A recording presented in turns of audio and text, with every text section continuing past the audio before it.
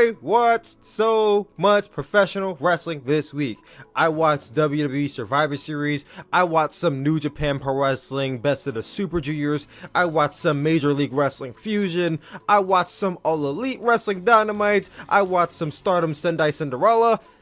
I don't know, man. When I think about this week, I'm like, damn, I consumed a lot of content. And this is going to be a very good episode because I watch wrestling. I don't know why it feels like sometimes I don't watch enough wrestling, but like this week I watched like 5 different companies. I'm like, I gotta cover this on the show. So there isn't a lot of news to cover on this episode, but goddamn, I got a lot of shows I want to talk about. So without further ado, guys, this is the 22nd edition of the Chill Spill Podcast. The S is silent, by the way.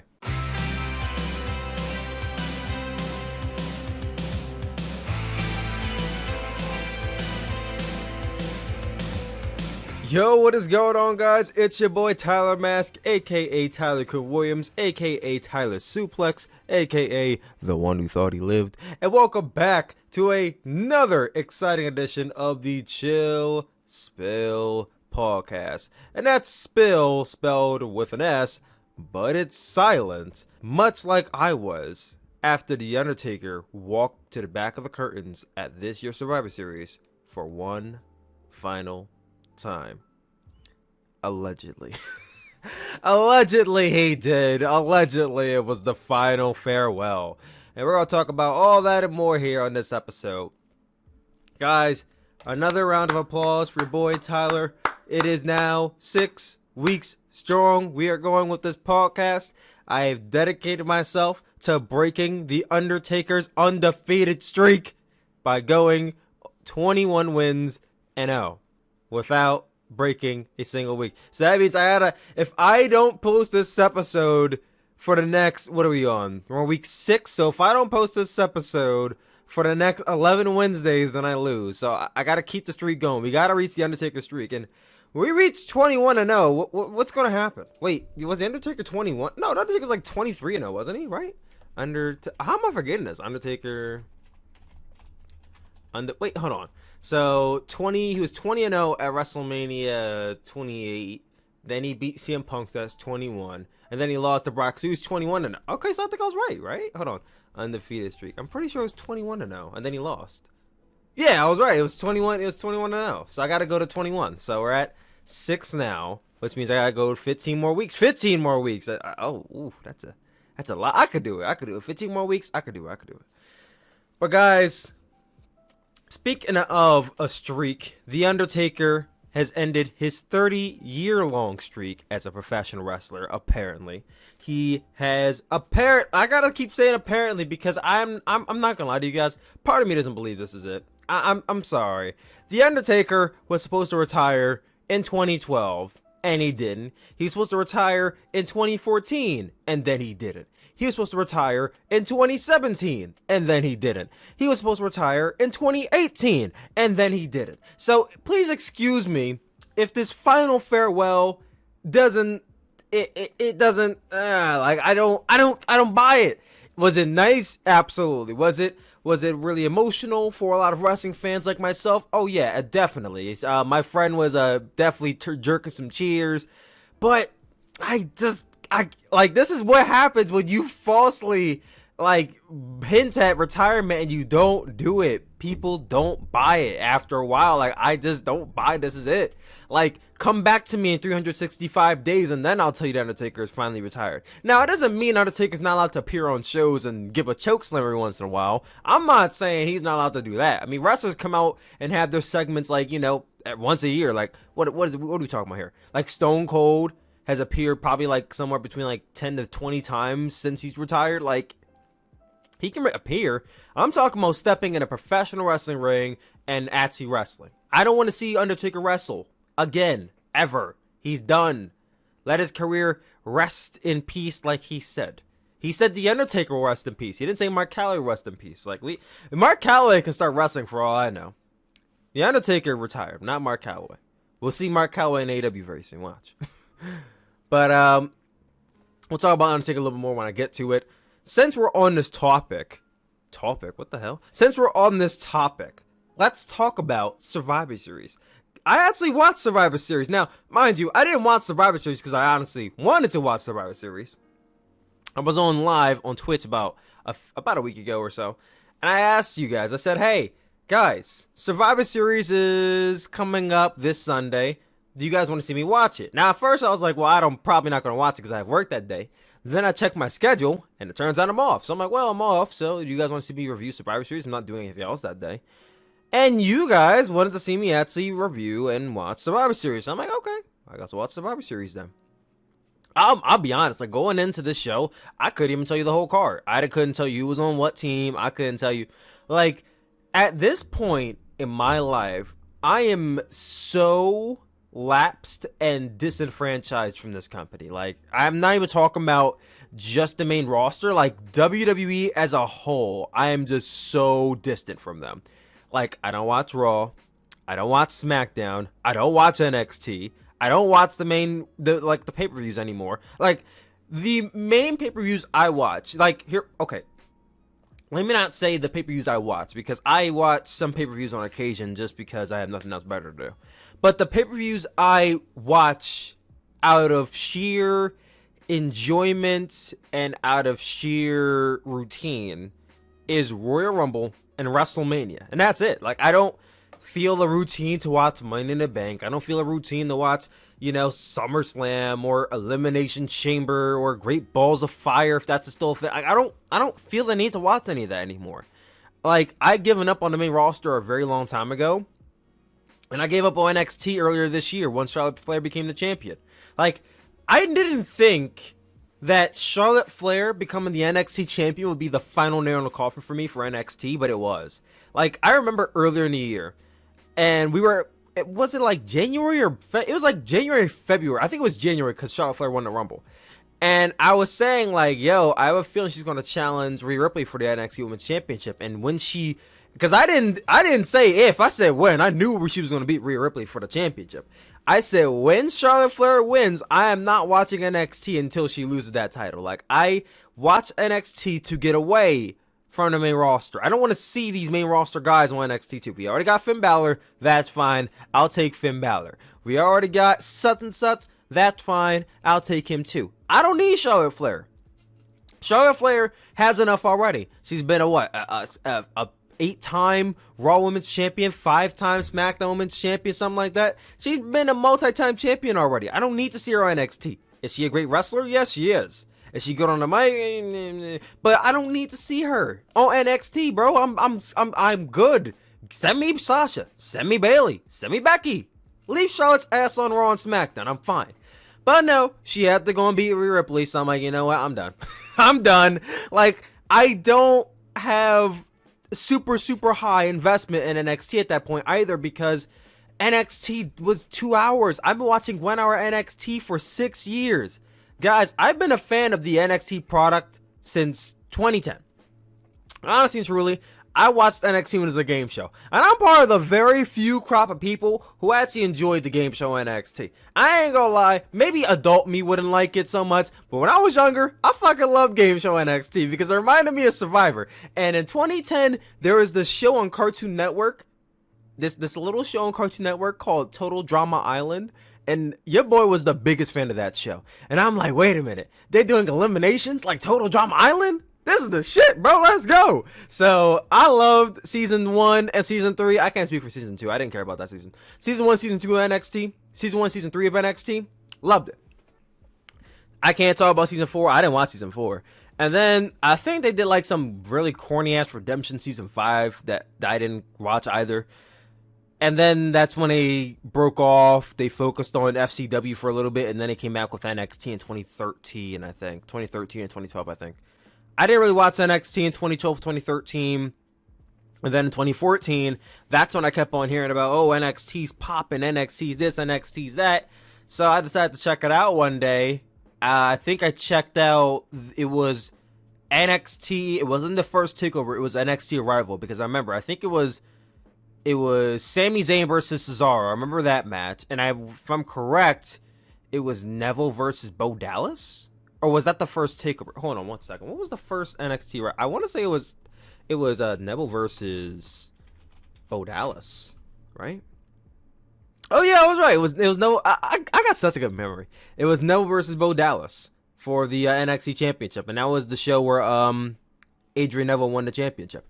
So yeah, like that show was what got me into NXT, and I still remember the very first takeover I watched with my grandmother. I remember I was at my old house, and we were sitting in a living room, no, in a dining room, watching it as we were eating pizza on like my computer. We were literally watching Takeover on my computer, and I remember me and my grandmother did not like the main event. We did not like Tyson Kidd versus Neville. We're like, why are they copying each other? Like, we just didn't like that match at all.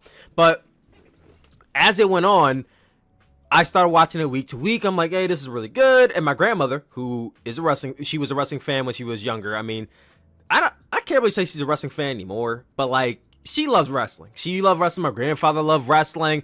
I remember when I was younger and I would go to their house, they used to have this frame up. It was a signed frame of The Rock in the hallway, because my grandmother's favorite wrestler was The Rock, and my grandfather's favorite wrestler, if you take a guess, was Stone Cold Steve Austin. So every time they would fight, it would The Rock and Stone Cold would fight. My grandmother and my grandfather would like playfully go at it, like, oh, my wrestler's better, da da da. Like, they were part of the reason why I became a wrestling fan, because they loved it so much when I was younger, and my dad loved it too.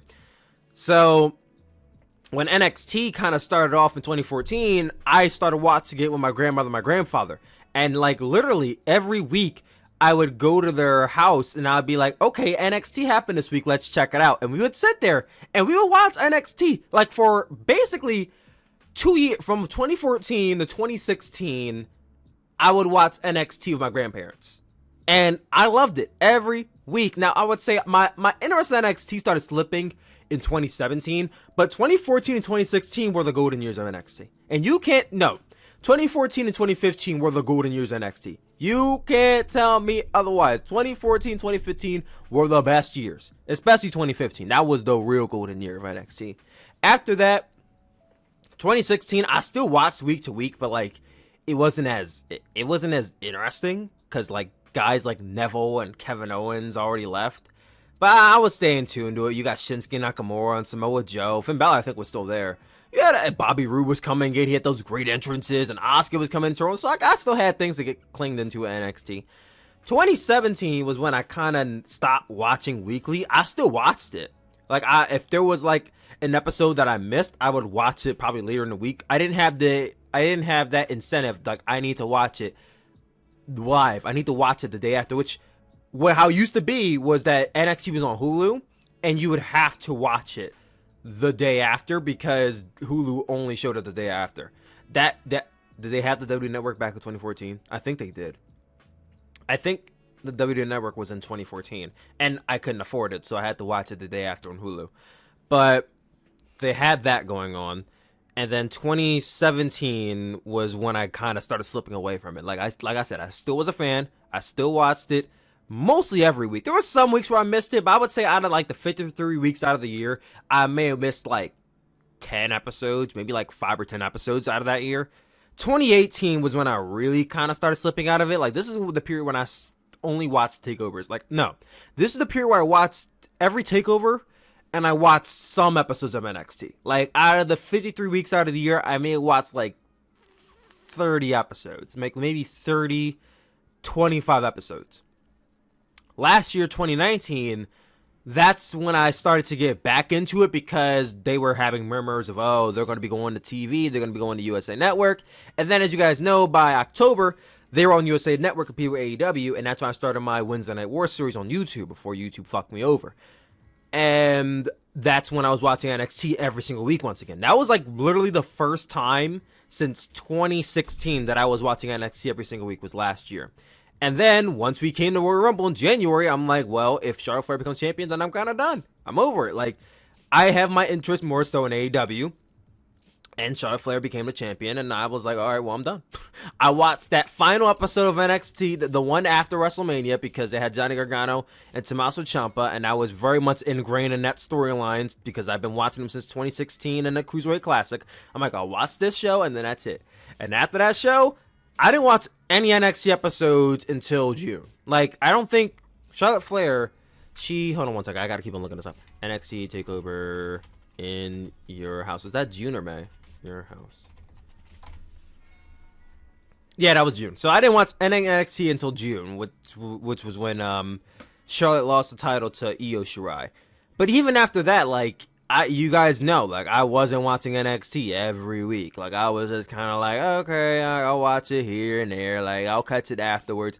And now I'm at the point where I don't watch NXT at all. Like I watch NXT on Wednesdays in the background, and I'm not watching NXT. It's background noise. Like, you guys know, if you tune into my live streams, twitch.tv/Tyler Suplex is where I stream at. If you tune into my Wednesday night live streams, I have NXT in the background, and I'll be like, okay, commercial break, let's see what NXT is doing. And then as soon as it comes back, I'll turn AEW right back on. Like, I'm not watching NXT at all, really. Like, my interest in NXT is at its lowest point. Because it's just like, the guys that I like are no longer there. The wrestling is just not compelling to me right now. The storylines are not compelling to me right now. It just feels like another WWE show that has really good wrestling. That's what NXT feels like to me. It feels like another main roster show, just really good wrestling, and it's very, very tolerable. Outside of that, I don't really see an interest in NXT anymore. At least for my sake, I don't see any interest in it anymore. And it's sad because I really did love NXT at one point. That's the kind of point we're at right now. What was I really talking about? I was talking about something. I think it was Survivor Series. And then I got into that whole rant about NXT. I don't know how that happened. But anyway, let's get back into Survivor Series. So there was no NXT on Survivor Series this year, which was also part of the reason why I didn't care about it. Because like last year, NXT was a part of Survivor Series and I cared about it because I was watching NXT. Now, I didn't really care as much. So, the first match we had was on the pre-show. I didn't watch it, so I can't comment on it, but The Miz won. Whoop-de-doo. So, the first match we had on the card was the men's 5-on-5 traditional Survivor Series elimination match. Team Raw was AJ Styles, Braun Strowman, Keith Lee, Matt Riddle, and Sheamus versus Team SmackDown of Jey Uso, Kevin Owens, King Corbin, Otis, and Seth Rollins. Now, let me just say this here and clear. I do not, have not, and have never really cared about the Survivor Series elimination matches. I just never have. If you asked me like a year ago, like maybe like not even a year ago, like a few years ago, of the top four, which the top four used to be Royal Rumble, WrestleMania, SummerSlam, Survivor Series, which one that I care about the least? I will always see Survivor Series. Like, I just never cared about the elimination tag matches. And this year, I cared about it a lot less. But this match was so one-sided, and I don't know why they booked it this way. But basically, Seth was out first. Seth eliminated himself. Like, the match started, it was Seth and Sheamus, and he got on two knees, and he's like, for the greater good. And I'm like, okay. And then Sheamus bro kicked him and then he pinned him. And I'm like, well, that's a dumb way to go out. Because I know Becky's going to be going into labor very soon. I don't know when, but soon she will be. So Seth's probably going to be taking fraternity leave. If this is the last time you see Seth Rollins, that's a dumb way to go out. I hope you guys don't hear that. Somebody's playing music outside. And I can very much hear it. So hopefully this microphone does not pick it up.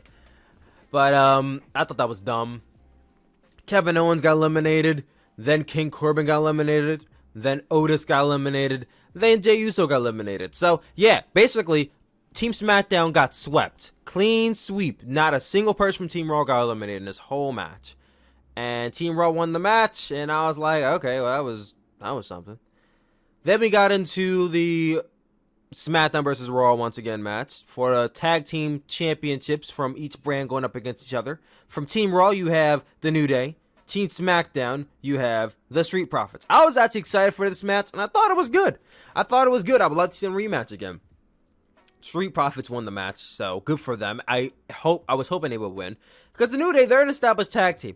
The New Day have been together since 2014. I still remember the New Day promo package in 2013.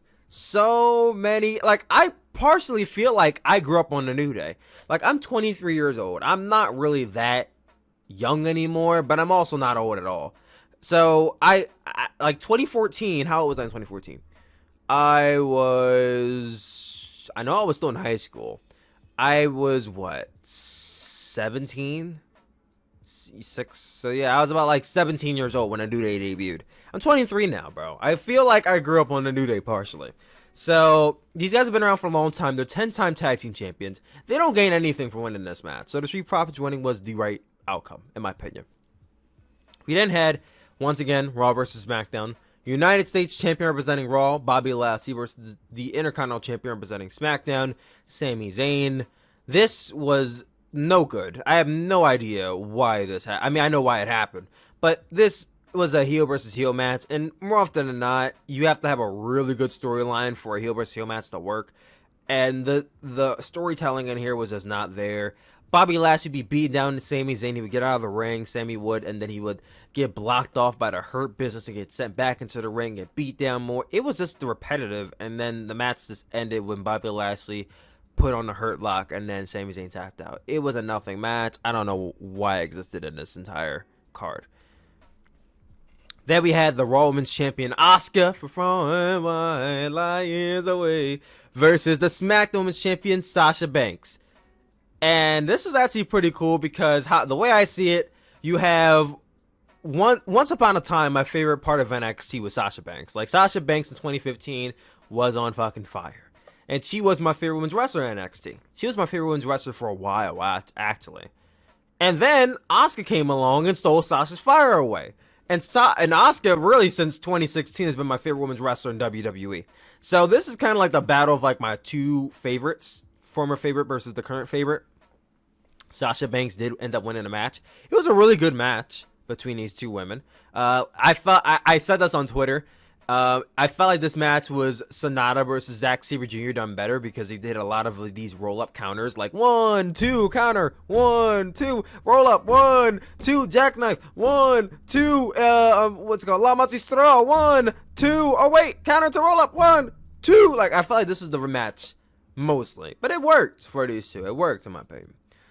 So from there, we got into the traditional women's 5-on-5 Survivor Series elimination match. For T-Raw, you had Lacey Evans, Lana, Nia Jax, Peyton Royce, and Shayna Baszler. On T-SmackDown, you have Ruby Riott, Natalya, Liv Morgan, Bianca Belair, and Bayley. So, in this match, the shocker of the night was the Team SmackDown captain, Bayley, got eliminated by Peyton Royce first. Like, Peyton Royce, of all people, who just broke apart from, I feel like that probably happened like 2 months ago or something, but recently broke apart from Billie Kay as the Iconics, which, once again, little tidbit here, the Iconics were like also one of my favorite parts of NXT in 2017. Like, that was keyly part of my favorite act in NXT was the Iconics, and they broke them up, so I'm a little sad about that. She eliminated Bayley, so hopefully this means good things for her, because Peyton Royce has always been really talented, and I always saw something good in her, so maybe this is leading to good things for her. Pinning a former SmackDown Women's Champion, and somebody who was SmackDown Women's Champion for a year, so that's really big on her part. Afterwards, she was eliminated by Natalya. This is a very weird, like, conundrum that happened, because Natalya was going to lock in what I think is called the Dungeon Lock, which is like, I've seen Tyson Kidd do this before, and I play WWE video games enough to know what it looks like. It's basically like the sharpshooter, but rather than her, like, you know, turning you on your back and then just kind of like sitting on your back, she kind of lays down and has your legs clutched and then just kind of thrust your arms and put your legs up. I don't know what the effectiveness of this move is. It looks very painful, but I don't know what the effectiveness of it is because I haven't been locked in it before.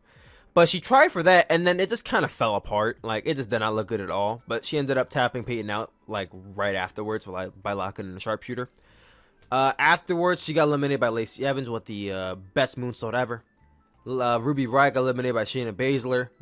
She got caught. Like, there was a really cool sequence where Ruby Riott went for something. I don't know what she went for. I think it was, like, some like, cartwheel or something. And then Shayna caught her. It was really cool, and Shayna tapped her out with the Karafuda clutch. Lacey Evans then got eliminated by Liv Morgan. Liv Morgan got eliminated by Nia Jax. And then the dumbest fucking finish I've seen. So throughout this match, they are bullying the hell out of Lana. Like, wherever Lana would try to get tagged in, they're like, Lana, get your ass out of the ring and stay on the apron. Like, they literally had Lana, and it was really sad for a second because someone who's been bullied before, they literally had Lana tag out and stand on the steel steps and not get back into the ring at all. Like, she was literally just standing there looking all mopey and sad. And I'm like, oh, poor Lana. even though she can't wrestle. Poor Lana. So that was her for like literally 20 minutes. And we got to this point where the only people left are Shayna Baszler, Lana, and Bianca Belair. And there was this one part here where Bianca Belair was on fire. I mean, this woman who is the best wrestler in WWE, not named Io Shirai, Asuka, or maybe Sasha Banks. Best wrestler, not named those four women. Like, she literally was just... Oh, and Naomi. She literally was just running wild, like doing these flips to rotations and just going at Nia Jax. And people were so impressed. And I'm like, yo, bro, she's been this great for like such a long time. You just been sleeping on her, but it's cool. So she was doing all this. She was going at Nia Jax, and then they're outside the ring. And, oh, before this, Shayna got eliminated dumbest way possible. She got tagged in, and she was going at Bianca Belair. And she had the Kira Feudal Clutch locked in on Bianca. And Bianca's struggling, she's struggling, and she reaches the ropes. And referee's counting. 1, 2, 3, 4, 5. And I'm like, bro, Shayna, the referee is directly in your fucking ear counting 1, 2, 3, 4. You mean to tell me not one time did you hear this motherfucker counting? Like, I understand she's like aggravated and angry, but let go. Otherwise, you're going to be eliminated. Like, the concept of her being eliminated by a count out, like, that, it always does mean no sense to me. Like, just let go, pull her away from the rope, and reapply the submission. Like, why do wrestlers not do this? I've seen this happen in my entire life. I may have only seen that happen like 2 times. Where a wrestler has you locked in a submission, you reach the rope, they pull you away and reapply it. Like, I rarely ever see wrestlers do that. And whenever they do it, I always clap because it's the smartest thing ever. But no, Shayna Baszler leaves it on and gets eliminated. She literally eliminated herself by doing that. So I'm like, alright, dumbass, get out of the ring. So now it's Nia and Bianca. They're outside the ring battling it on. And Bianca throws Nia Jax over the barricade, which popped the hell out of me. But sadly, she didn't get in the ring by the count of 10. Now, I've been watching New Japan for too damn long because I'm sitting here like, wait a minute, 10 count? That was a 20 count. I'm like, oh wait, this is WWE. It's only a 10 count. So Bianca gets counted out. Nia gets counted out, which means the sole survivor of this match is Lana of Team Raw. So Team Raw wins this match because Lana basically did nothing the entire match. So that was the story here. Okay, that was it. That was that. Then we get into the main event of the evening. Drew McIntyre of Raw, representing the WWE Championship, versus Roman Reigns of SmackDown, representing the Universal Championship. The titles look directly like each other. It's almost very, very like disturbing. And it's disturbing because when the strap was red, yes, the title design is the exact same, but it didn't look directly like each other because the strap was like blood beat red. But now that the strap is blue, like if the strap is far away, it could pass as dark blue. And when it's dark blue, it looks like a black strap. And when it looks like a black strap, it looks like the WWE Championship. Not to mention, it has that red logo in the center. Like, aside from the strap being blue, they look like the same championship. I long for the days of there being the World Heavyweight Championship, but apparently WWE just likes that big-ass logo on their belts. So, that's never going away anytime soon. I thought this match was good at best. There are people who were saying this is like the best match of the night. This was, I guess you can say it was. Like, I could make an argument for Asuka versus Sasha. This is the best match of the night. This might be match of the year. I'm like, were you guys watching the same thing I was watching? Like, it was okay. Like, I watched the back yesterday and I thought it was good, but like when I first watched it back, I was like, this did nothing for me. This is okay. Like, y'all hyping this up way too much. Roman Reigns won the match, and I kind of expect him to win. Like, a lot of people are like, oh, how are they going to do this? How are they going to have Roman Reigns or Drew McIntyre lose this match clean? And I asked myself the same question. And as we expected, Jey Uso came out during this match. He came out. I don't know if he super kicked Drew or he just interfered and Drew took him off the rope. Roman Reigns capitalized, locked Drew in the guillotine, and Drew McIntyre passed out. So Roman Reigns won this match. If you saw the allegiance, of Jey Uso and Roman Reigns. Finally, Jey Uso finally conformed. He finally accepted that he is now Roman's bitch and will be his bitch forever. So that was Survivor Series. Well, that was really the show. Afterwards, we got The Undertaker's final farewell. So, the guys that came out to represent The Undertaker really send him off, say their goodbyes. We had Shane McMahon, Big Show, JBL, Jeff Hardy, Mick Foley, The Godfather, the Godwins, who I have not seen since really I was a child, because if there's one match, and probably the only match I remember the Godwins ever having, it was on the Raw's 15th anniversary DVD set. It was Hunter Hearst Helmsley versus Henry Godwin. I can't speak if you guys never knew this. Henry Godwin in this hog pin match. And I distinctly remember Triple H being thrown into this big vat, like this big, like, barnyard, like, kind of setting, being backdropped into it and just flying and shit. And it was just like, oh my God, that's so funny. Like, I remember that match, and that's all I can tell you about the Godwins. So you got the Godwins, Savio Vega, Rikishi, Kevin Nash, Booker T, Shawn Michaels, Ric Flair, Triple H, and Kane, who came out in his ring gear, and it just looked so weird. Like, he was not going to wrestle.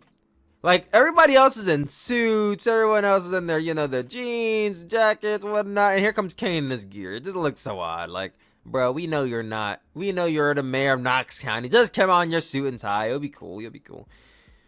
But they all came out. They all full entrances, too, which is cool, I guess. But then it cut to this promo package of The Undertaker. And you have guys like John Cena, who has gray hair now. Oh, my God. John Cena with gray hair was such a... It wasn't a shocker, because I knew at some point John Cena was going to start having gray hair. But, like, bro, I've been watching John Cena since I was a child. And John Cena having gray hair, the concept of that just startled me. Because that means John Cena is getting old. And if John Cena is getting old, then I'm getting old. Because me and John Cena are only 20 years apart. Like, literally, we're both born on April 23rd. He's born in 1977. I'm born in 1997. If he's getting old, then I'm fucking getting old. So I didn't like that John Cena's graying. I don't like that at all. So, best, what is it called? Best for men? Best men for hair, whatever it's called. That little gray away kit. John Cena start using that very soon, because I don't like that gray hair. Get rid of it soon. A guy who had a lot of gray hair, and he was looking, I don't know what was going on with Vince today. We had Vince McMahon after the promo package was over, and he was introducing The Undertaker. This dude looked, I don't know, he looked like a wax figure. Like, what was going on with Vince? Like, was he getting Botox recently or something? He looked so irregular.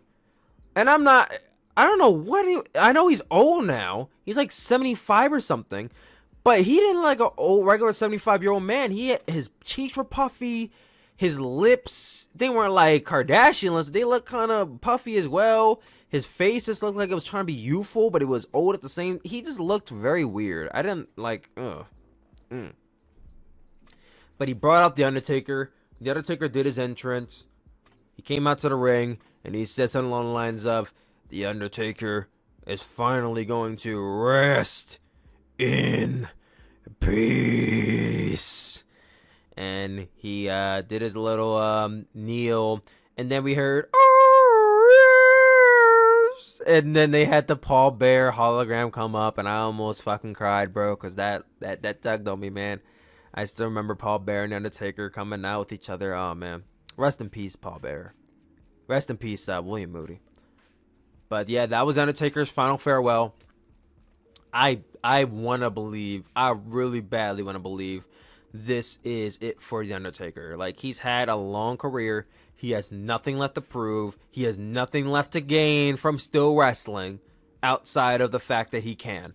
Literally, there is no reason for The Undertaker to ever step in the ring again. No reason. He's faced Goldberg. Horrible match, from what I hear. I saw the highlights, but I have never seen the full match because I refuse to watch any Saudi Arabia matches. He's wrestled every wrestler aside of Sting, and I don't want to see Sting versus The Undertaker. It shouldn't happen. It never will happen. Some matches should remain dream matches. Sting vs. Undertaker should remain a dream match, in my opinion.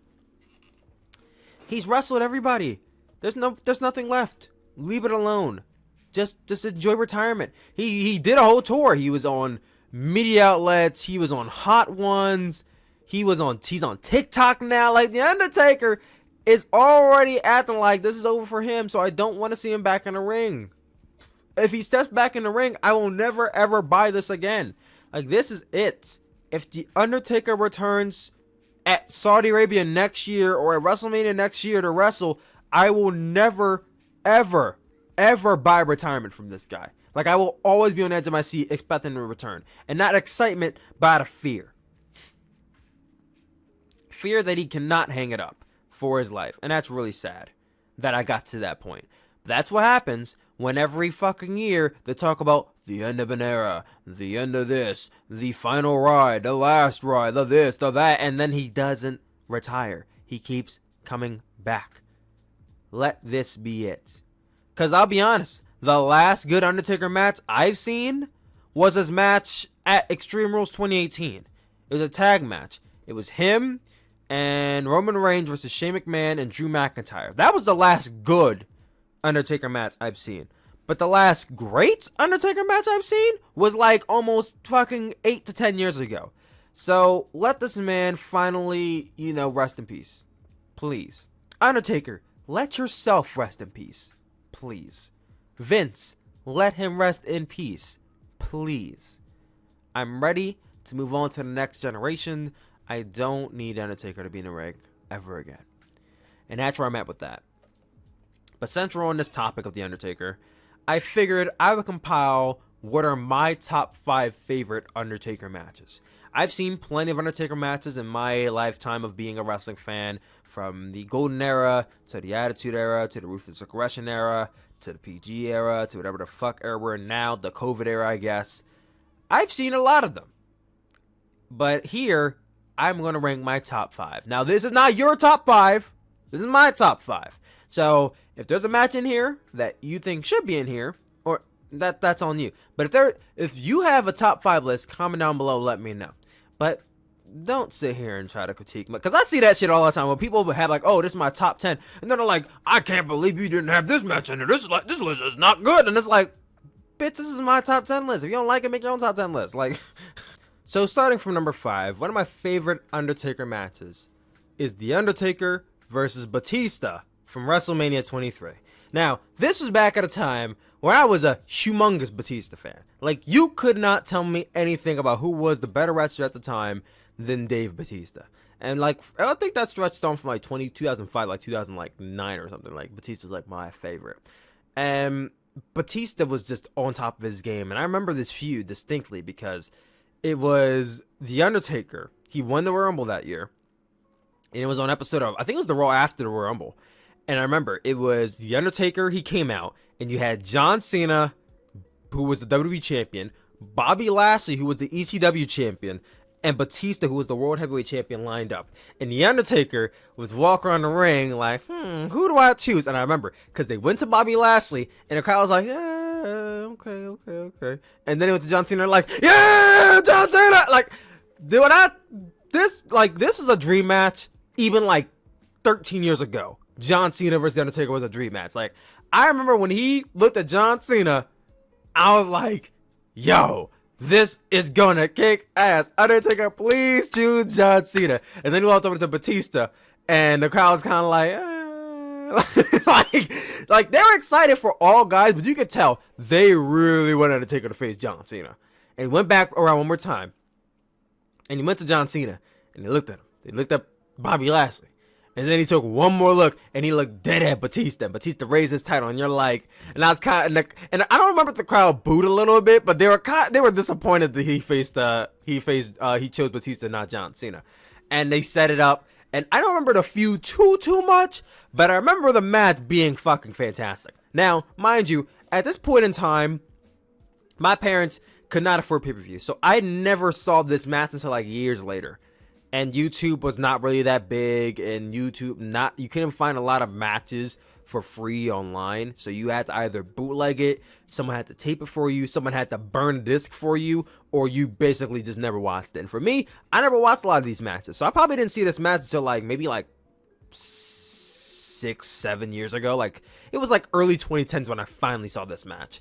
But I remember watching it and being like, this match fucking rocked. Like, it was just, you know what? No. I watched this match on a disc set. I think it was Batista's disc set that came out like maybe like the I Walk Alone disc set. When did that come out? Hold on. But hold on. I need to look this up as I'm going. Batista, I Walk Alone. I walk for miles inside this bitter danger. No, the disc set. Batista, I Walk Alone, DVD. When did it come out? Came out in when did it come? 2009. Okay, so yeah, I did buy the disc set. I bought that disc set, and I believe, if I'm correct, that disc set had the Undertaker versus Batista on it. Let me look at the disc set real quick. Yeah, it was on a disc set. That's how I watched that match. I watched it in 2009, so I stand corrected. And I remember watching it and being like, "Yo, this fucking rock!" Like, this had the best. Like, this match was the best match on the entire show. Like, I will always stand that John Cena versus Shawn Michaels was better on the April 23rd edition of Monday Night Raw in 2007, which I turned 10 that day, and then I saw that match live, and I'm like, damn, this match is awesome. I think that match was like 40-something minutes or something. But, like, I thought that match is better than the WrestleMania 23 match. This was the best match on the show. It was very hard-hitting. These guys, like, Undertaker was still very agile. He could do the dead man dive with the top rope, and Batista was actually kind of working heelish in that match, and I thought that's what I really loved about the match. So I love that match. I'm not going to go too deep into who won, the story. Like, I'm going to go into why I love the match so much. So that's kind of what this top 5 is. So my number 4 favorite Undertaker match would be The Undertaker versus Edge at SummerSlam 2008. Now, if you ask me, Tyler, what was your favorite feud from like that 2008 period? There's 2 feuds that come to mind. From Monday Night Raw, my favorite feud was Chris Jericho versus Shawn Michaels. From SmackDown, my favorite feud was The Undertaker versus Edge. And when I tell you, I detested Edge with everything in my soul. I hated Edge. And mainly why I hated Edge was because in 2005, Edge and Lita were very, very, like, racy. They were making out and everything. And I already had this little thing called the live sex celebration, where there was a bed in the ring, and Edge and Lita were basically mimicking that they were having sex in the middle of the ring. And, like, I remember watching that segment and being like, I don't know what's going on. Maybe they're kissing under the seats or something. I didn't know what sex was in 2005. I'll be honest. I didn't know what the fuck that was. I was only 8. But my mother found out that segment happened, and she banned me from watching professional wrestling, and I literally cried for an entire week because I couldn't watch wrestling for a whole year. Now, mind you, I snuck it in when I could. I snuck it in when I went to my dad's house. But, like, whenever I was at my mom's house, because my parents were separated by this point, I could not watch wrestling at all. I could play the game, but I could not watch it. And I was so disappointed because, like, for a whole year, I couldn't watch it, and I blamed it on Edge. Like, it was fucking Edge was the reason why I couldn't watch wrestling. It was fucking skank girlfriend Lita. Like, I hated both of them. And when I finally was allowed to watch wrestling again, Edge was a heel. I think I was allowed to start watching wrestling, like, I think the summer of 06 was when I was allowed to start watching wrestling again. And man, when I started watching wrestling again, I hated Edge with every fiber of my being. And 2007, I think that's when the feud started, was in 2007. He was very hateable then. And this feud with The Undertaker, it was La Familia. It was Edge, Chavo Guerrero, The Big Show, Vicky Guerrero was the GM, and I hated her so much as well. Like, Vicky was such a great heel, and she still is now, just not as much because, like, you know, like, she's just annoying now, and she was annoying then, but, like, she was just so great at her job. Vicky and the Edgeheads, Kurt Hawkins and Zack Ryder, when they had the long hair and they looked like Edge. All those guys together used to always gang up on The Undertaker, and it would piss me off every week. So when they finally built up to the WrestleMania match, and Undertaker finally beat Edge, I was so elated. And the feud continued for about a few months. It led into SummerSlam in August. And I got a chance to watch this match. I probably like a year or so later, because I used to always buy disc sets in order to watch these pay-per-views or whatever. And I don't remember how I even watched this match. I can't tell you I watched this match, but I watched it like a year or two later. And I just thought this match was so awesome. Like, they were in the cell. They never even went to the top of the cell. They were just in the cell with tables and chairs and ladders. And just so much happened. I just thought it was great. I enjoyed that match a lot. My third favorite Undertaker match was The Undertaker versus The Rock versus Kurt Angle from Vengeance 2003. Now, this match, if I'm correct, I watched on a disc set. Like, probably, 2005, 2004, I watched it on a disc set. And this was back when, the Attitude Era was, was kind of fading away. Like, it wasn't completely gone yet. It wasn't, as glorified as it was today. Like, this is back when the Attitude Era was still, in your memory. Like, the Ruthless Aggression Era was still a thing. But the Attitude Era wasn't really the Attitude Era. It was just, this happened a few years ago. 2003 was really the Ruthless Aggression Era. But, The Rock was an established name. The Rock really... I think this is what was before The Rock went to Hollywood. The Rock was an established name. The Undertaker was in his American Badass form. And Kurt Angle was on the top of his shit back then as well. And I just remember this match being, so great. So much personality. And one of my favorite, spots that I will never forget to the day I die was from this match. Was when Kurt Angle got into the ring. And I want to say he had a rock bottom onto The Rock. And then The Undertaker got into the ring. And then he hit something on the Kurt Angle. I don't remember the sequence, but I think The Rock, maybe he hit The Undertaker with a choke slam. And then Kurt Angle hit The Rock with a rock bottom. And then The Undertaker hit Kurt Angle with an angle slam. I remember them mimicking each other's finishers. And I popped so goddamn hard. It's just one of those things you'd never forget. And for that spot, and just the match how it went, is why that match is my number 3. My number 2, number 1 may be make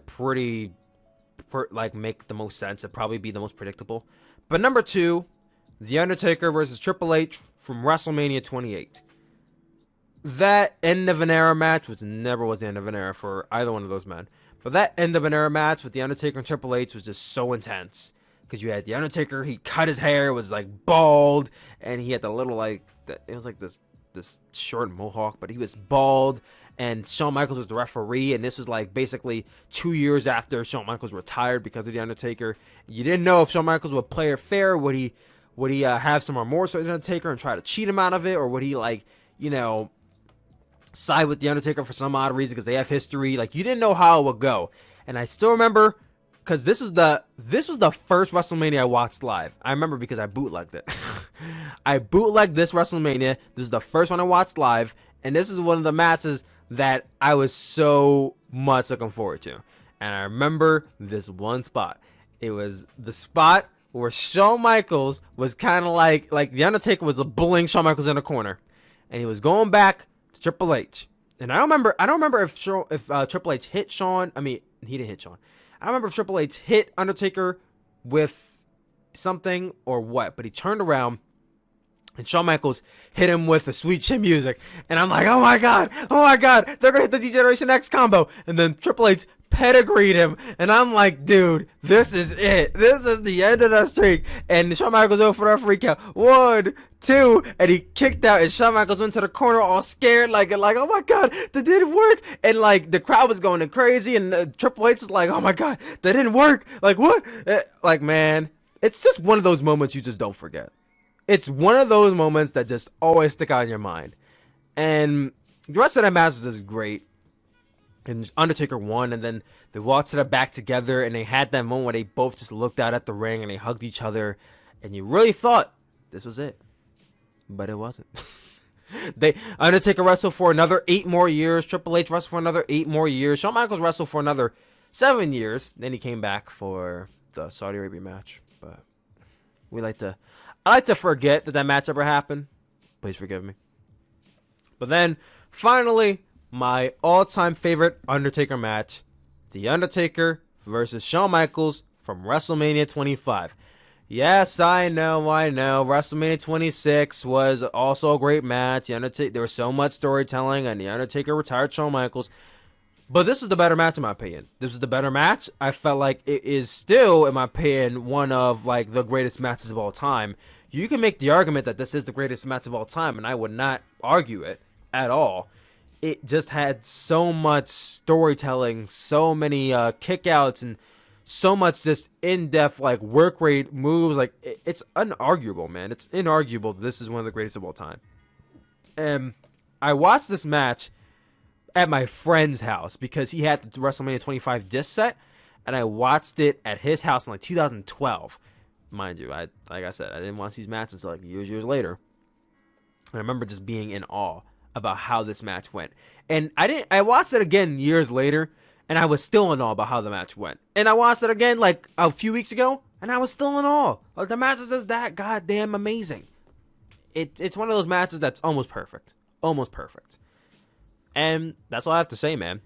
Undertaker had a great career.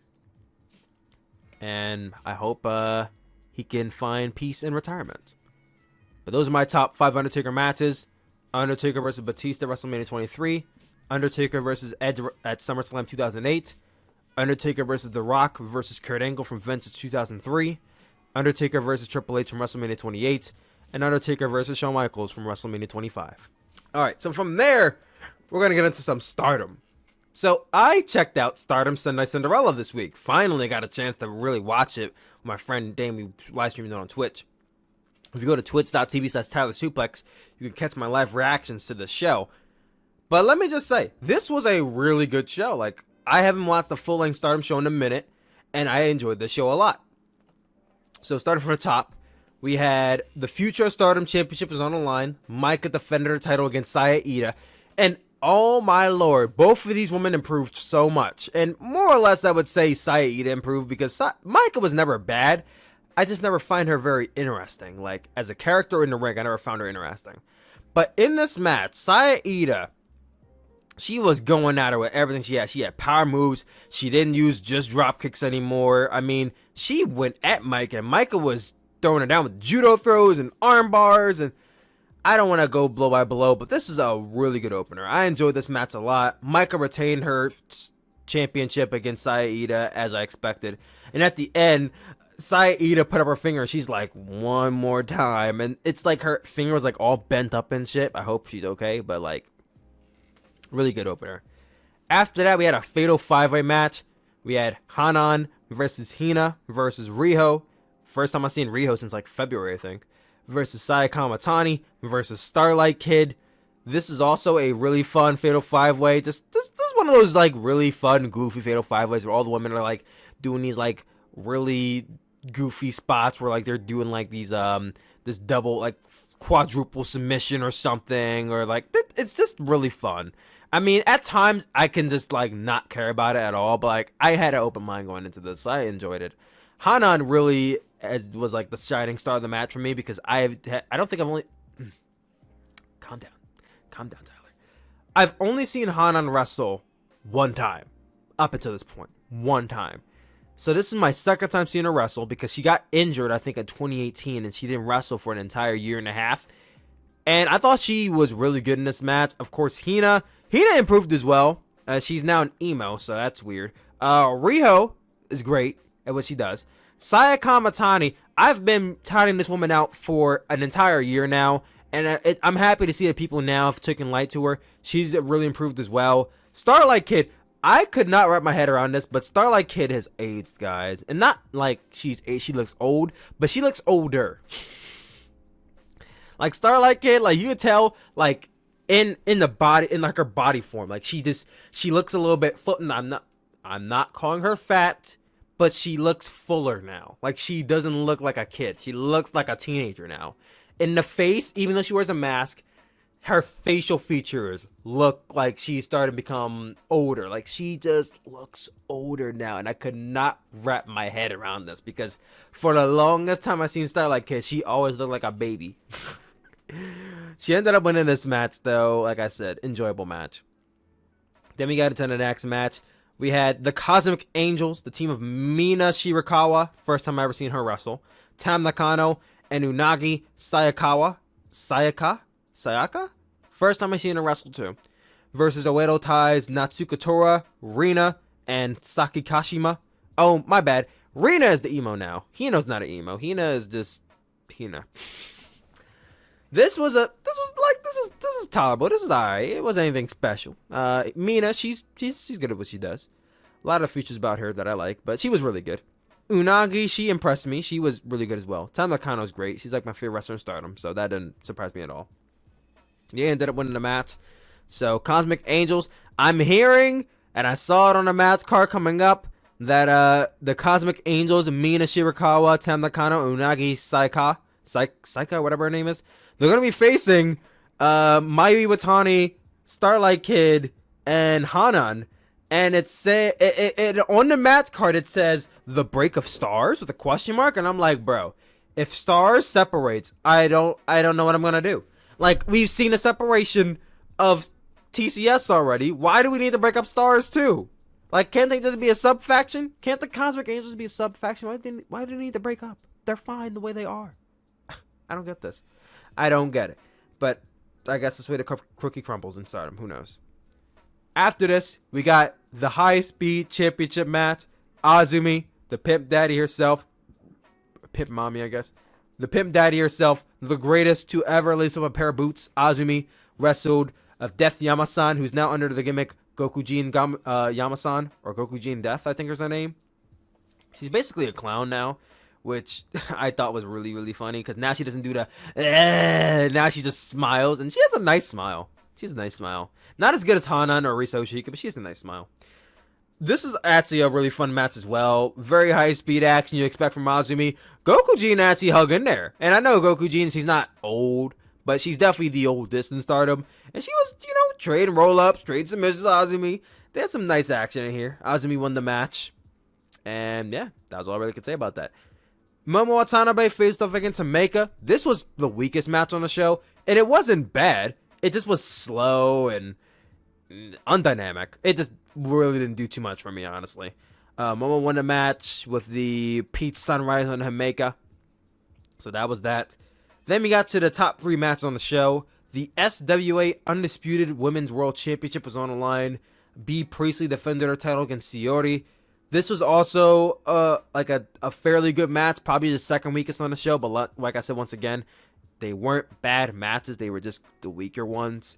Shiori is, like, I would say, one of the best wrestlers in Stardom. B. Priestley, she's fine. Like, B. Priestley on a good day is really good, but, like, on an ant day, she could be, like, tolerable in the ring. I thought the chemistry was just, like, very aggressively okay. And I was not focused on this match much at all. I was doing other things during this match. Like, that shows you how interested I was. Like, the Momo and Himeka match kind of lessened the vibe for me of the show, and I was just kind of like, what's going on here? What's going on this website? Oh, what's Twitter talking about? All this kind of stuff. But Shiori did end up defeating B. Priestley to become the new SWA Undisputed Women's World Champion. So good for Shiori. She's a champion now. That's all I ever wanted. Then the co-main event, the Wonder of Stardom Championship, was on the line as Julia went up against Konami. Konami just freshly off of her heel turn, turning on Jungle Kiona. I will never forgive Konami for doing that. I thought they were the best aunties in Stardom, but now they separated, and I don't know how to feel about Konami anymore. They had a really good match. Konami always has good matches. Like, Konami's just simply great at what she does. What I think is a really funny and even at the same time really sad storyline Stardom is running is that whenever Konami wrestles for this championship, she always loses. Because she did lose to Julia in this match. And I didn't like the way she lost either, because throughout this match, Konami was targeting Julia's arm. That was the targeting for Konami. She was destroying her arm with arm bars, sending her into the turnbuckle, all this type of stuff. And in this match, you're locked in the arm bar, which I think she calls like the Death Triangle. Not the, oh my god, not the Death Triangle. That's fucking AEW. The Triangle Lancer or something. And she had that locked in, and Julia gets out of it. Then she locks in an arm bar. And Julia counters this into her finishing move, which I didn't get at all, because Julia's finishing move is basically a what is it called? A cradle into a pile driver. It's a cradle pile driver. And you have to use your arm for a cradle move. So she's been attacking your arm the whole time, and now all of a sudden you have the strength to lift her up for a pile driver. I just didn't get this spot at all. I didn't get how she won the match with it. Outside of the finish, I thought it was a fine match. It was a good match. But then we got to the main event. Mayu Iwatani defending her World of Stardom Championship against Utami Hayashishida, the winner of the 5-Star League, the 5-Star Grand Prix. This was a great match. I thought this was probably the best match I've seen all weekend from these two women. I mean, Utami was in here, and I've seen her in some matches before. She's been in matches with Risa. I've seen her matches with a lot of women. And I've never really seen a great Utami match, but this was that. This was it. Utami, really good seller. She's also a really dynamic wrestler, a good powerhouse wrestler. You don't know Mayu is the best seller in Stardom. I mean, she could sell like you fucking died or something. Like Mayu is just really I hate repeating words, but Mayu is just fantastic. And I don't want to talk about what happened in this match. I recommend you go watch this match and see for yourself because it was great. Utami Hayashishita did end up defeating Mayu Iwatani to become the new World of Stardom champion. It was a really surprising moment. Now, it wasn't surprising because I knew she won the match, but it's surprising in a sense that I didn't expect Utami to become the champion. Like, if you asked me before this match happened, was Utami going to beat Mayu? I would have told you no, she's not. I think it's going to be Momo who's going to defeat Mayu. But Utami beat her too, and I'm like, all right, well, good for Utami. She had a really good match, a great match with Mayu. Maybe she's going to be Stardom's new ace. I thought it would be Mayu, but maybe it's going to be Utami. And I spoke too soon, because after the match, who comes out but Momo Watanabe? She comes out and she challenges Utami, which Utami basically calls, so subtly calls her a loser. And Momo says, listen, I'm happy for you, but I don't care about any of your accomplishments. I just want that championship match. And Utami basically says, all right, well, she didn't get a chance to because Julia and Shiori comes out because they want cracks to Utami too. Which I'm like, Julia, I understand you're the champion, but that's not how this works. Same for Shiori. Utami basically told them to fuck off. She's facing Momo. And Julia and Shiori said, okay, well, I guess we'll face each other then for both titles at the same show. So, at the Stardom Osaka Dream Show on December 20th, we'll be getting Utami Hayashishita versus Momo Watanabe for the World of Stardom Championship. And Julia versus Shiori for both the SWA Undisputed Women's World Championship and the Wonder of Stardom Championship. So that's going to be great as well. I'm looking forward to that. I've spoken about this twice already. I don't want to repeat myself again. Momo, in my opinion, is destined to be the ace of this promotion. Utami, maybe she could be, but I never got the sense that they were going to position her as that. I mean, they've been pushing her for a while, but I never got the sense she was going to be the ace.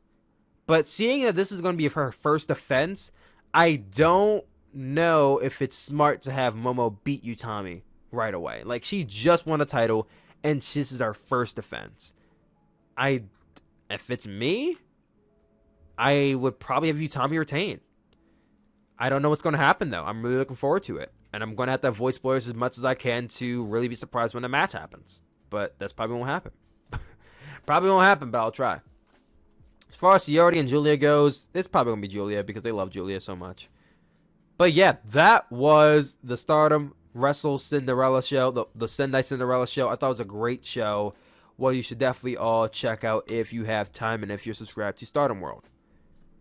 Also, on this review, we're going to be talking about, I watched MLW Fusion, which was also a really good show. I'm going to dub in my review of MLW Fusion here if you guys have not checked it out already. MLW is finally back after a long 7 months of being out due to COVID. They just came back with their first show, episode 111 of Fusion that they're calling The Restart. I had some interest in it. I'm like, you know what? Fuck it, why not? Let's check out this episode of MLW. I haven't actually watched the full-length episode since maybe like either the beginning of this year or maybe like the end of last year. I haven't watched MLW in a very, very long time, put it that way. Last time I watched it, I thought it was good. Like, I never disliked MLW. I just never had a reason to consistently stay watching it. You know what I mean? Like, I was always kind of busy, and it was just never my priority list. But they've been hyping up this restart. They've been hyping up the return. I'm like, you know what a better time than ever to check out this show. So, that being said, MLW Fusion number 111, The Restart. Let's go.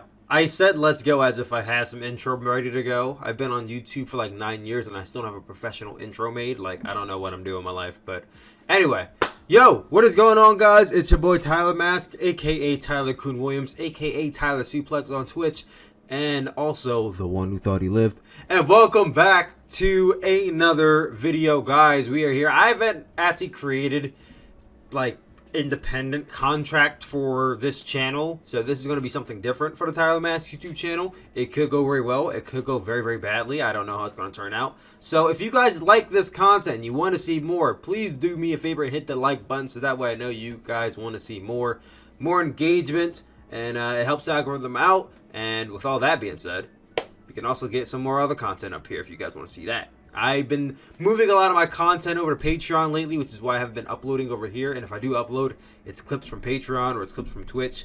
And I say, well, let me not neglect people who've been like subscribed to my YouTube, and let me just send something out. So MLW was something that I've been looking into. I just got finished watching Fusion 111.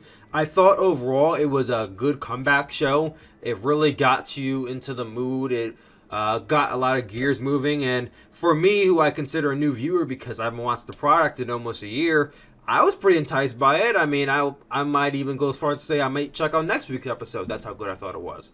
But let's start from the very beginning. So the show starts off with this cool little video package showing you MLW from the very beginning when they were underground, going into the return of Fusion in 2018. I believe it was 2018 when they returned. And now where they're at in 2020 with MLW before they went off air, and now they're back. And it was a nice promo package. It's a nice little video package. I thought it was cool. What I thought was kind of weird is how they went from the video package straight into an entrance from a wrestler by the name of Alex Hammerstone.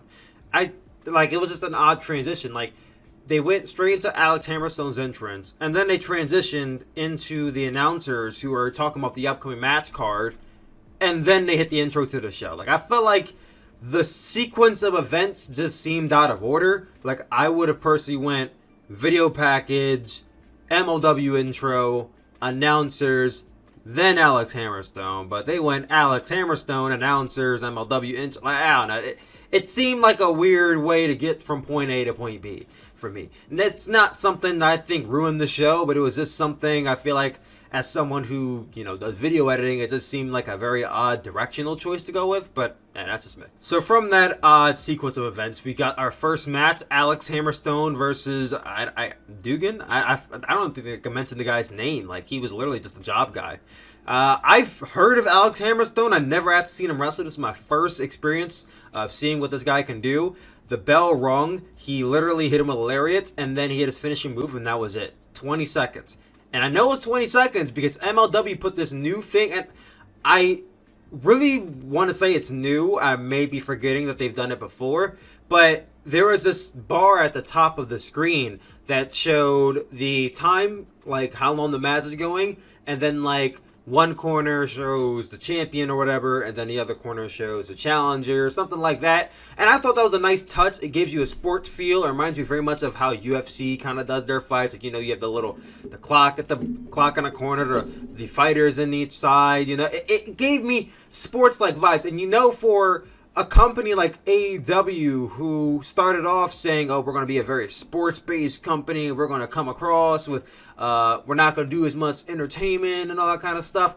MLW in this one episode showed me a lot more of a sports feel than AEW almost ever has. And I'm not trying to take this opportunity to dig at AEW, but I definitely got this vibe that I think AEW probably were saying they were going for. I got that a lot in this episode of MLW. And that's something I should point out here that I really, it stood out in my opinion. I really enjoyed that much. So Alex Hammerstone did win the match. I got a bit of a Goldberg vibe from him, and you guys know I'm not really a big fan of Goldberg, but I got the good kind of Goldberg vibes from him. Like, he's a force to be reckoned with, one of those big tough guys who tries to run through his opponents.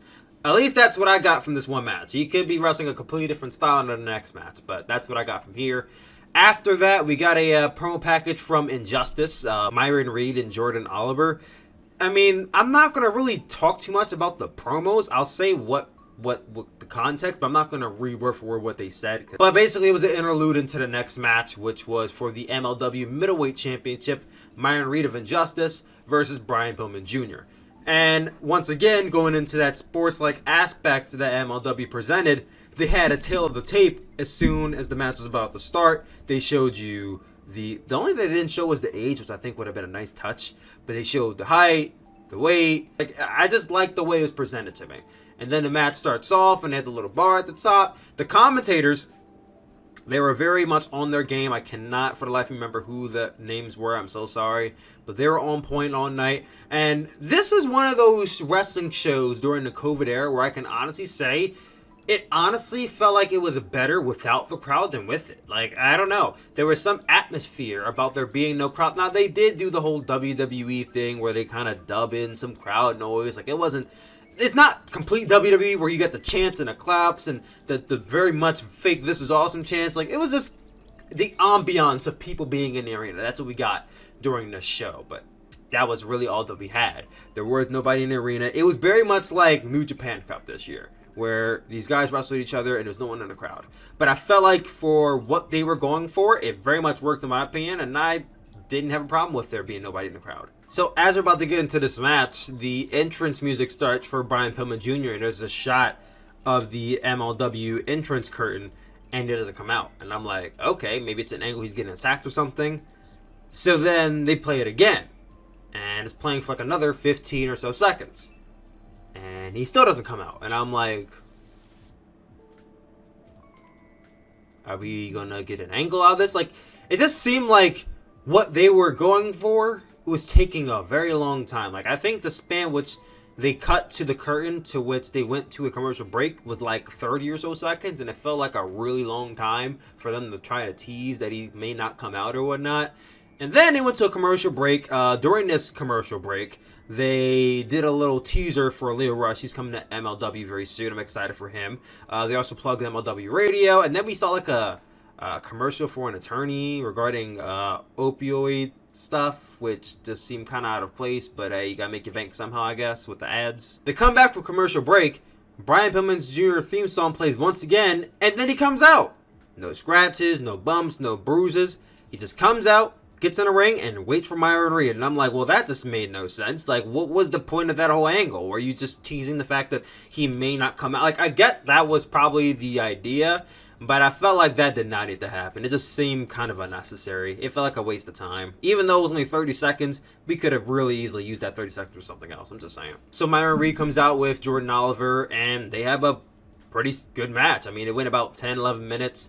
Myron Reed used a lot of his aerialistic and strike-heavy moves onto Brian Pillman, who was keeping him very mat-based. He distanced some suplexes. He had some moves. He had some chops to deliver of his own, but Brian Pillman wasn't really meeting him at his pace. I mean, there were times where he went air Pillman, like, you know, his father used to do, where he would do like that crossbody from the middle rope and do crossbody from the middle rope, the leap onto the middle rope and then the crossbody. Like, he would do some things like that, but he wasn't like trying to fly like Myron Reed was. He was doing suicide dives and whatnot and doing springboards. Myron Reed was definitely showing off in this match, and I think I really enjoyed the clash and the mesh of styles that we saw in here. There's actually this one pretty rad move where Brian Pillman had Myron Reed locked in this, like, I don't know how to describe it, but he had like, and I've seen this move done in wrestling before, but I cannot tell you what it's called. But he had like both his arm and his legs clutched in this submission while he's on the ground mounted on top of them. He has his chest protector on, I guess because, you know, dangerous neighborhood. So he takes the little strap from it and he starts tugging on it. The referee, for some reason, doesn't see it. It must be Red Shoes' son or something. Not Shota Unamo, but like his other distant son who can't see shit as well. But he starts tugging on it. The referee can't see. Then he sees it and they start counting. Like, it was a nice little intricate move in there that I thought was pretty cool. But outside of that, we get straight into the finish. Myron Reed Brian Pillman went for a running knee to Myron Reed. He misses and knees the chest protector in the corner. This leads Myron Reed to get him up for an air raid sign, which he calls the Captain's Crunch. And he gets the pin, so Myron Reed retains the MLW Middleweight Championship. Like I said, good match. I really badly want to call it solid, but I hate calling matches solid, so I'll just say it was good. Wasn't anything to go all your way to see, but, you know, it's on the show. It happened, and, you know, I was pretty satisfied with it. They went from the end of the match to the replay and straight into the post-match interview that happened backstage. And Myron Reed called out Leo Rush, so I guess we're getting Leo Rush versus Myron Reed in the future, which I might tune in for because I'm looking for some Leo Rush consumption in my life. The dude's really talented. He's going to be a Super J Cup, but that's literally next month, so I need my fix of Leo Rush. So if we can get Leo Rush versus Myron Reed next week, I'll be here next week. LA Park and his goons had a promo, which I'll be honest, I was taking notes. I didn't actually read what they said. It was in Spanish, so they were on the show. Then we got a bit of a teaser from Contra, the top faction in MLW, which We've been getting teasers from them literally all the entire show almost. Their manager, which, like I said, new viewer, I don't know what the manager's name is, or if they mentioned it, I totally did not hear them. He was talking about he was in the mountains of Asia, basically setting up soldiers for the upcoming war between MLW and Contra, and that Jacob Fatu's still in MLW, and he's just gonna wreck house, and, you know, content. I guess there's this kind of like this interwoven storyline between Contra and Selena De La Renta, who I don't know if she still is the I don't know what her position was in MLW, but like the statesperson or manager of MLW or whatever.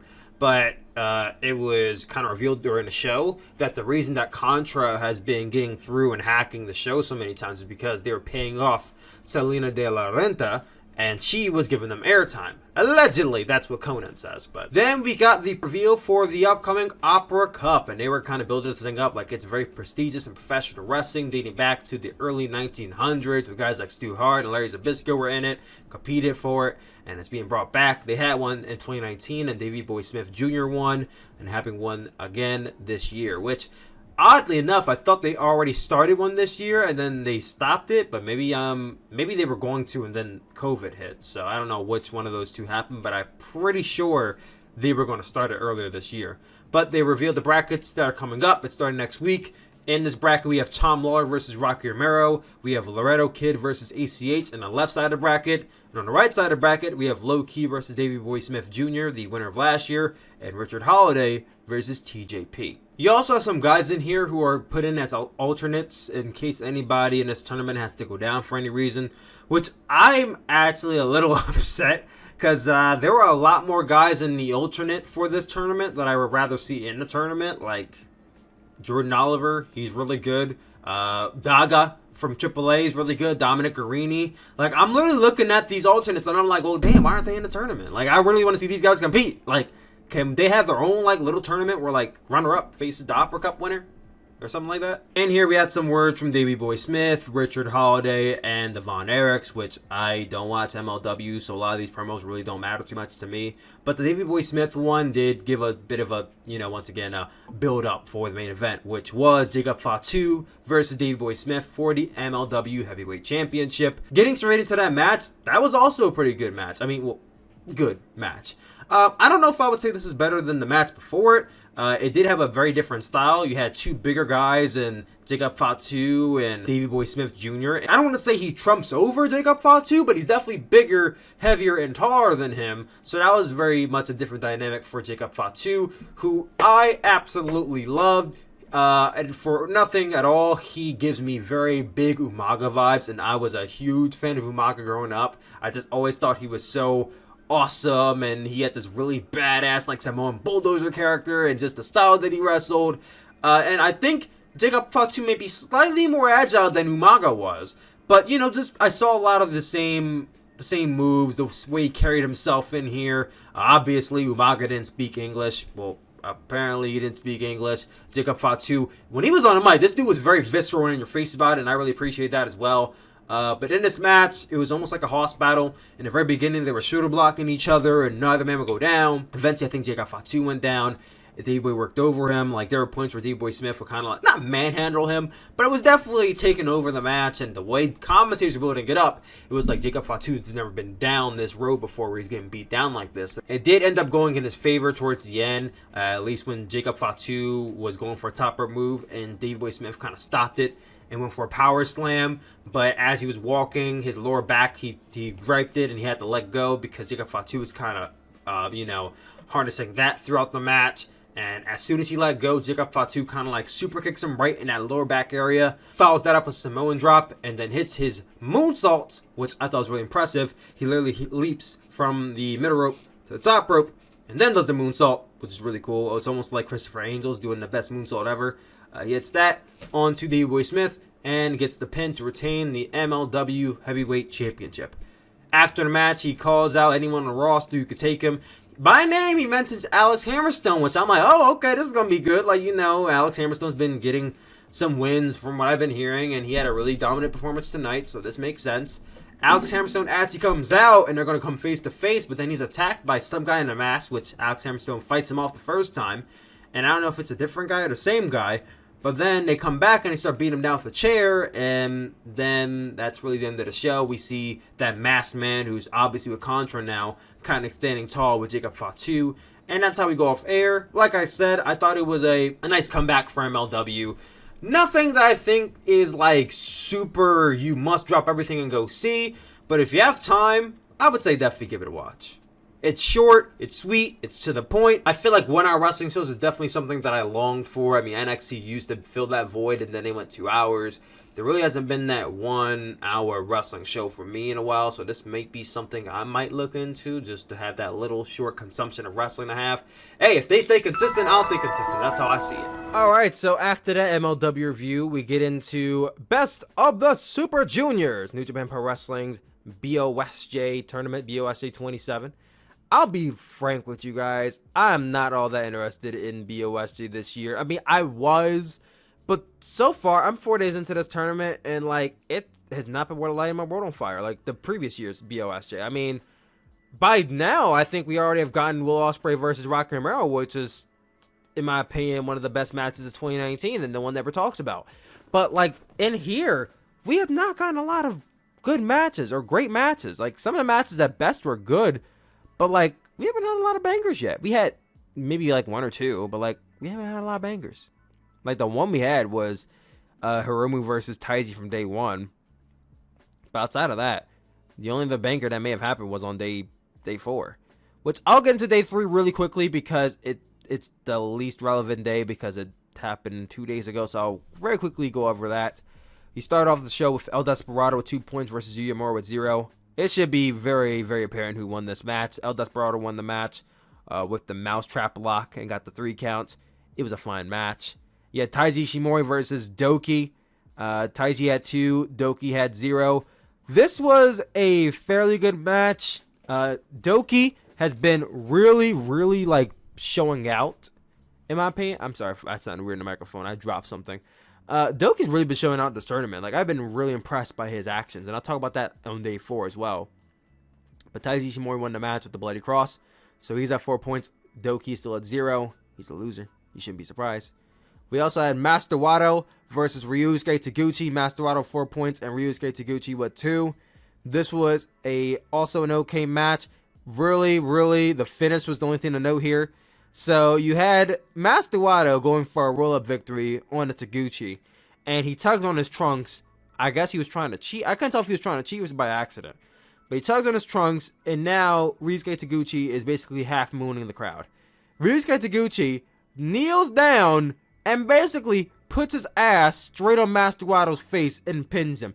Basically forcing Master Wato to eat his ass. Like, this was the oddest, funniest, and weirdest finish I've seen to a match in New Japan in a long time. Like, Ryusuke Taguchi won by a grocery. I'm gonna call it the grocery pin. This is the grocery pin. That is the new that's the new name for this finish right here. Taguchi won the match. Can't get over the finish of that match, bro. I can't get over it. But after that, we got into the next one: Robbie Eagles versus Sho. This is a damn good match. I actually really enjoyed this. Robbie Eagles is the second person I would say has really been killing it in this tournament outside of Doki. Because you can always say that Hiromu's the best of the best, but, like, that's too easy. Robbie Eagles and Sho had a really good match in here. Robbie Eagles was aiming at Sho's leg the entire time and was really going at it. And it all led up to him locking into the Ron Merrill special and tapping out Sho. So Robbie Eagles, 4 points. Sho at 2. Then we also got to the main event. Bushi versus Hiromu Takahashi. I thought this was a damn good match. I thought the previous match was better, but it was a damn good match. Really enjoyed what they had in here. Hiromu won with the ticking time bomb and pinned Bushi, as no one should have expected otherwise. Hiromu is at 4, and Bushi is at 0. Then we get into day 4 of Best of the Super Juniors. So, on the 4th day, in the opening match, we had Taiji Ishimori versus Yuya Uemura. Yuya's biggest match to date. He's facing the Junior Heavyweight Champion in a singles match. Yuya did not win this match, as nobody should have expected. He was not going to pin the champion. It would have been shocking, but he didn't. Taiji Ishimori tapped him out with the crossface, so Ishimori's not 6 points. Next match you had here was Bushi versus Robbie Eagles. Also, really good match. Robbie Eagles in here, killing the game. Bushi was doing his stuff as well. Bushi actually won the match with the MX. So good for Bushi. Bushi's at 2. Rob Eagles at 4. We also had in here Hiromu Takahashi with 4 points versus Doki with 0. This, in my opinion, may have been the best match of the tournament outside of Hiromu versus Taiji Ishimori. Like, the hard-hitting nature, the New Japan epic, like the slow build into the final crescendo, the final 5 minutes of just hard-hitting, fast-paced action. Doki really showed out in this match. This was hands down the best Doki match I've ever seen. And I think if there were any match in this tournament outside of the opening match, the opening show of the main event with Taiji and Hiromu, that you should check out, it's Hiromu versus Doki. I know you may be taken aback from that because it's Doki and Doki loses all the time, but this was a great match, I would even say. I would give it an 8 out of 10. Hiromu did eventually win this match at the Ticking Time Bomb onto Doki and got the pin. So Hiromu is now at 6 and Doki is still at 0. Doki did not get any... Did he get any points in BOSJ last? He may have gotten like 1 point in BOSJ last year. But I'm hoping Doki at least gets 4 points because this man's been killing it. And I really hope he gets something out of this tournament. But then we got to the final 2 matches. Sho versus Ryusuke Taguchi. This was almost a footnote following the Hiromu and Doki match. Like, I don't know how they even were supposed to follow this. It was okay. It was okay. Sho won with his shock arrow on Taguchi, and that was that. Literally, it could not follow up. Sho got 4 points, and Ryusuke Taguchi with 4 points. Then in the main event of the evening, we had Master Wato versus El Desperado. And this was also I would say a really good match. Master Wato was really going at El Desperado here with the high flying moves, and Despy was trying to combat that, keeping him on the ground, but also combating it with his own high flying moves. In the end, though, Despy locked in a tilt-a-whirl into... Well, he countered... Master Wato countered Despy's Pinchy Loco, and Despy countered that counter into a tilt-a-whirl roll-up and got the pin over Master Wato. Despy now getting 4 points, and Master Wato at 4 points as well. I was going to cover some AEW Dynamite that I saw this week, but I want to make this a shorter episode of the Chopo podcast, so I'm going to skip out on Dynamite review this week. However, we are coming up on some good matches happening this week on Dynamite. A few of those matches confirmed being Will Hobbs will be in action, so that should be really good. Will Hobby Hobbs is always going to be great to see. Chris Jericho and Jake Hager versus SCU. I'm not super amped for that match, but it might be good. It might be good. The match I'm looking forward to is Pac and Ray Phoenix versus The Butcher and The Blade. Poor The Blade. The man's taking like 3 L's back to back to back. But he's going to probably lose this match. I think Pac and Ray Phoenix get it. I hope we're setting up for a Phoenix versus maybe Eddie Kingston match on December 2nd. Or maybe even Pac versus Eddie Kingston. I would imagine they're going to load up the December 2nd show. But maybe they won't, just to make sure that like winter is coming. Because they said this ad nauseum. They kept on saying, winter is coming, winter is coming, winter is coming. Like, bitch, I know winter is coming. It's fucking November 25th. Leave me alone about this damn slogan. Building up to Jon Moxley and Kenny Omega on December 2nd. Like, I was so tired of hearing about this damn match. Like, Jesus Christ. But also on that show, Hikaru Shida defending her AEW Women's Championship against Anna Jay. Hikaru Shida should retain. Anna Jay's had little to no build up going into this match. The title should not be changing hands. I'm hoping this should be a really good match because so far the NWA Women's Championship has been showing up this championship literally every single week. I'm pulling for this to be a really good match. I really am. Hopefully it will. But all that being said, I went to my Patreon backers. Big shout out to Mason Goldberg, NJPW Fan 10, NJPW Fan 10, and Liam Version 1 for being my Patreon backers. I appreciate you guys very much so. I went to Patreon. I said, guys, ask me some questions down below and I will answer them. And they did not disappoint. Mason Goldberg delivering the hot questions as he always does. He asked me 4 questions this week. I'll cover them for you guys. 5 questions, my bad. He asked me 5 questions this week, and I'll cover them for you guys right now.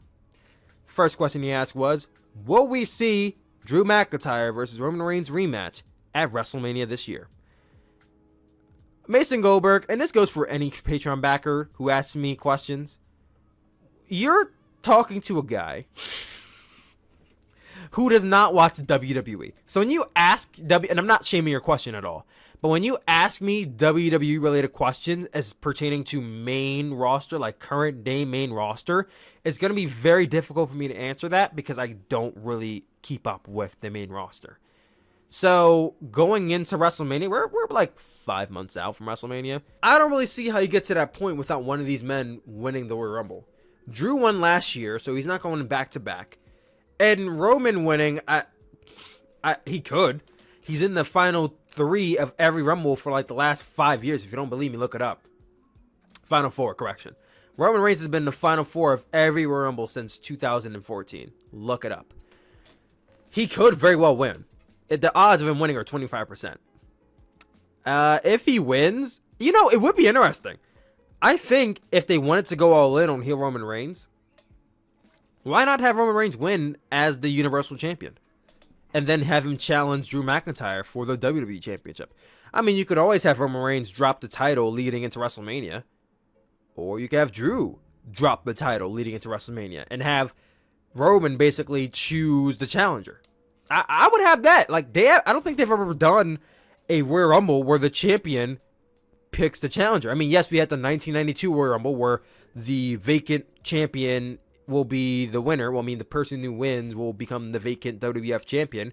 And the 2016 Royal Rumble where the winner will, take away Roman Reigns' WWE championship.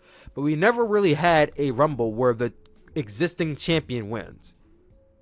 So I would honestly, I don't want to see it, but if I had to go off of your scenario, I would have Roman Reigns win as the Universal Champion and challenge Drew McIntyre and rematch WrestleMania. And then he asked, after this, any early Rumble predictions? This early, I currently do not. And when you ask me this question in December, I don't watch the main roster, so I can't speculate. I would have probably told you Big E, but I heard they're not pushing Big E anymore, so I can't even say Big E anymore. Shot in the dark, Bianca Belair wins the Women's Royal Rumble. And for the men, I'm going to say Daniel Bryan wins the Men's Royal Rumble. There we go. His next question. Will Jon Moxley and Kenny Omega have a clean finish? It should have a clean finish. They've been building this matchup for literally a month, it will be, in December. If we get to December 2nd, and the finish is not clean, I'm going to feel cheated. Like, AEW rarely, if ever, does like shitty or gimmicky finishes, especially in title matches. I just feel like if you're going to build a match up like that, don't do it. Like, if they made this match official this week, okay, you could get away with it. But we've been hearing, winter is coming, winter is coming, winter is coming. And then winter comes and we get a fucking snowstorm.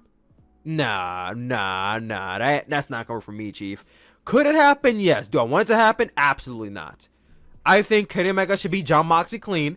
You could have Kenny Omega go in there and fucking demolish it's not going to happen. You could have Kenny Omega go in there and demolish Jon Moxley for all I care. I would take that over a dirty finish. Now, can Kenny Omega cheat to win?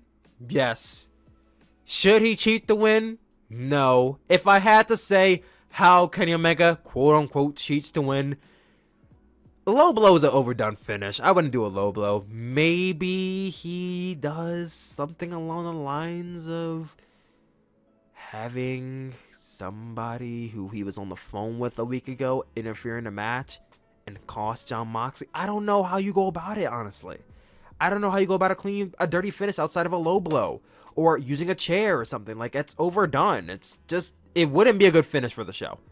I personally wouldn't do it. I think Kenny Omega should be Jon Moxley clean. That's how I would do it.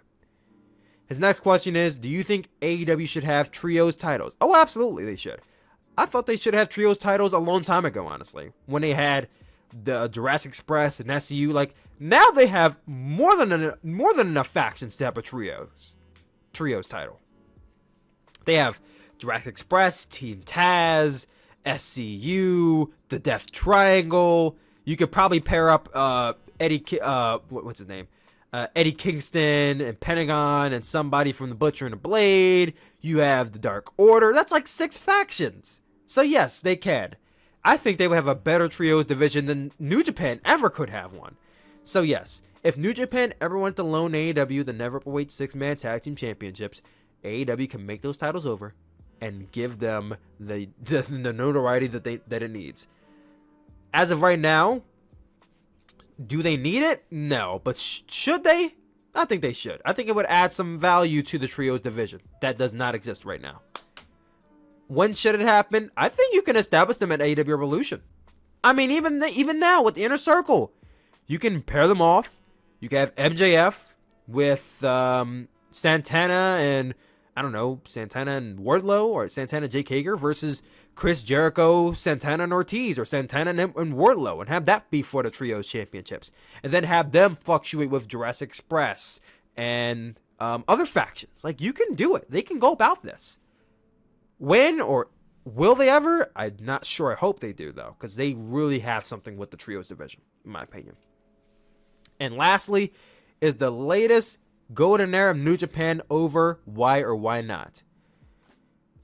By the golden era of New Japan, I don't know what you mean. Like, when did the golden era start? I don't really think New Japan has eras, in my opinion. Like, I try not to rely on this term era because people love this term so much. Era this, era that. It's a new era. It's the undisputed era. It's the ruthless aggression era. It's the badass era. It's the Becky era. It's the every year is an era. So I hate really that term era, but I'm going to take a wild guess that you're pertaining to 2015 to maybe now, because 2015 is when New Japan really started to get attention in the States. Really 2016 when they had the match with Kenny Omega and Okada, which I guess technically is 2017. But I'm guessing that's what you're talking about with the golden era. And to answer your question, I'm going to say yes, it has ended. Because when the Elite left, a lot of the fans went with them.